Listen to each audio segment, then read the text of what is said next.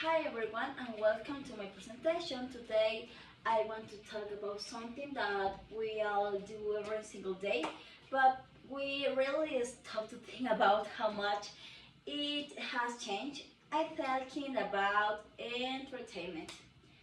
Think about what you did this morning. Maybe you listen to a playlist on Spotify while getting ready, or maybe you scroll throughout your talk or Instagram for a few minutes before starting your day. We are so used to having everything on our phones just one click away, but if you will look back just 20 or 20, 30 years ago, the way people watch movie, listen to music, or spend their free time was completely different. In this presentation, I'm going to compare all entertainment formats like the radio, the VHS tapes, the traditional cinema, and cable TV.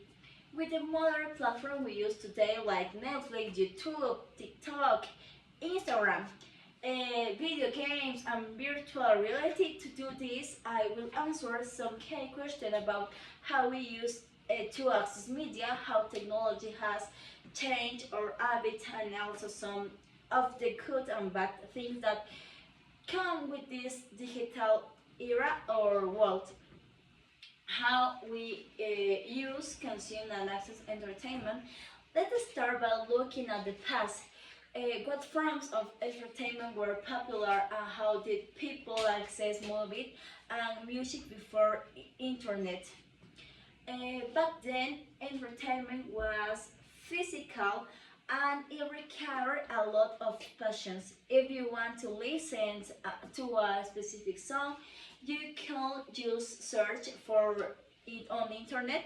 You had to buy a physical vinyl record, a cassette, or a CD.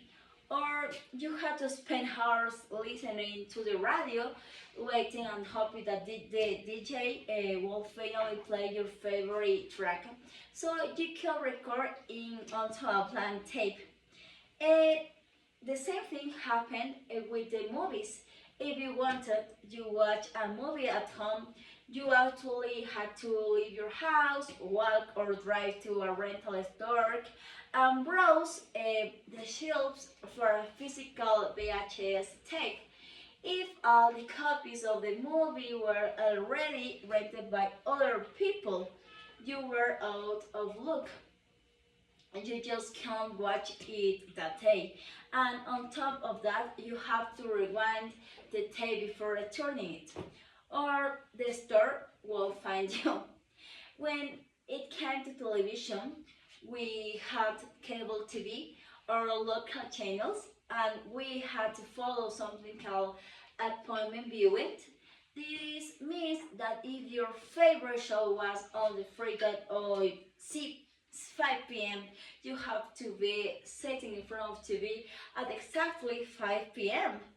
If you were late or if you had to go out, you missed the episode. There was no rewind button for live TV. The limitation of traditional media.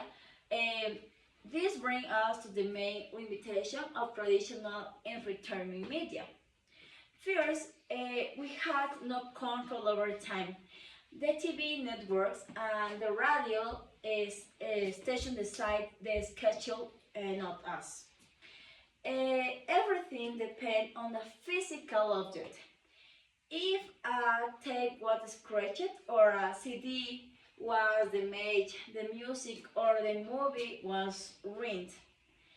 Third, it was local. You could only watch or listen to what was available in your city or country. Discovering music from other parts of the world was very difficult and expensive.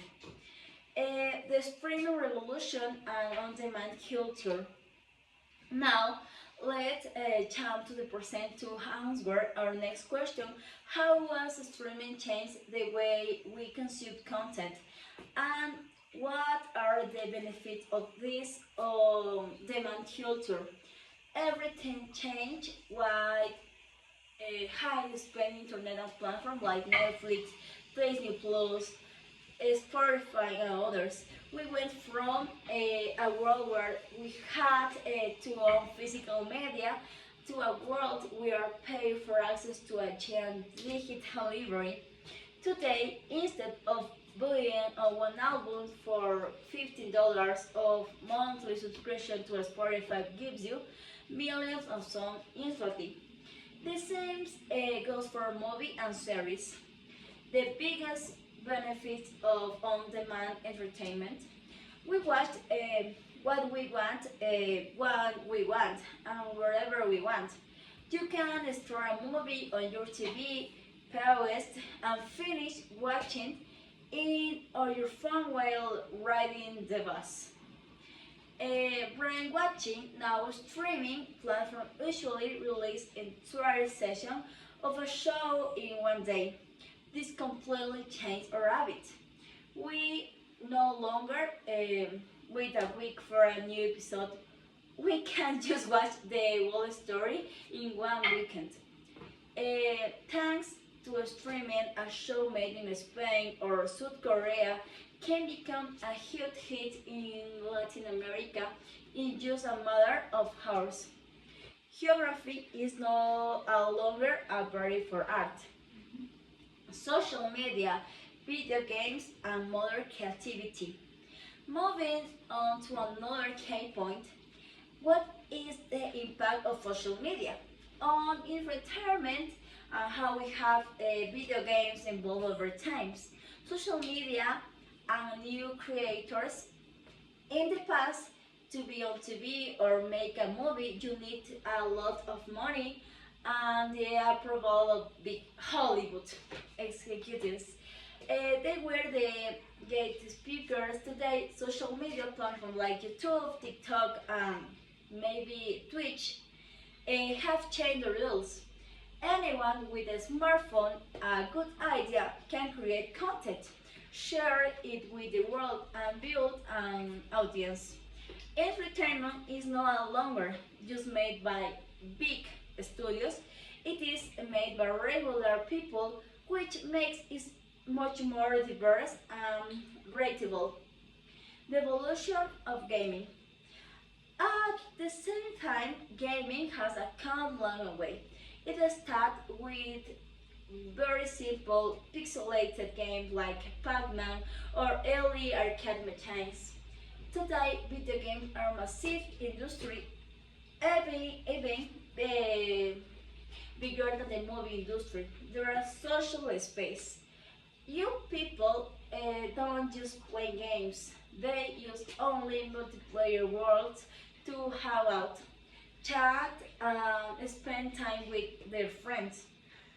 They tell incredible story. Modern games are like interactive movies where you control the main character and your decisions change how the story ends. They are spectator sport. Millions of people now spend hours watching other people play video games live on platforms like Twitch or YouTube or TikTok, creating the phenomenon of esports, the challenges and the future of entertainment. But of course, not everything is perfect. We have to ask ourselves, are there negative effects of having too much digital entertainment? The answer is yes.